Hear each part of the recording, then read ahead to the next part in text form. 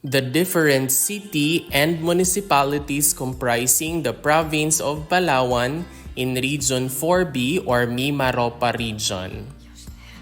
The province of Palawan has Puerto Princesa City as its provincial capital. It is a part of the Luzon Island Group in Region 4B or MIMAROPA region. It is composed of 1 city, 23 municipalities, 433 barangays, and was founded on 1818. The total land area is 14,649.73 kilometers squared or 5,656.29 square miles. Palawan is bordered clockwise from the northeast by the Mindoro Strait, Sulu Sea, Balabac Strait, and the South China Sea. Here are the different municipalities comprising the province of Palawan in the MIMAROPA region or Region 4B.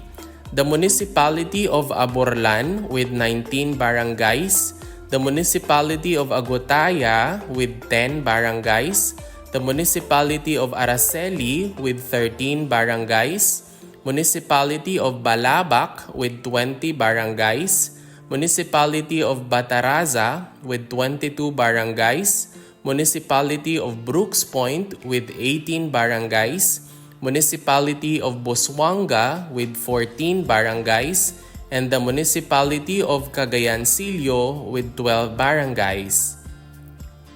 We also have the municipality of Coron with 23 barangays, municipality of Colion with 14 barangays, municipality of Cuyo with 17 barangays, municipality of Dumaran with 16 barangays, municipality of El Nido with 18 barangays, and the municipality of Kalayaan with 1 barangay.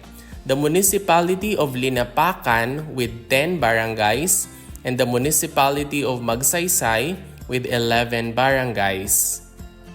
The municipality of Nara with 23 barangays, Puerto Princesa City, the capital city, with 66 barangays, municipality of Quezon with 14 barangays, municipality of Rizal with 11 barangays, municipality of Rojas with 31 barangays, municipality of San Vicente with 10 barangays, municipality of Sofronio Española with 9 barangays, and the municipality of Taytay with 31 barangays.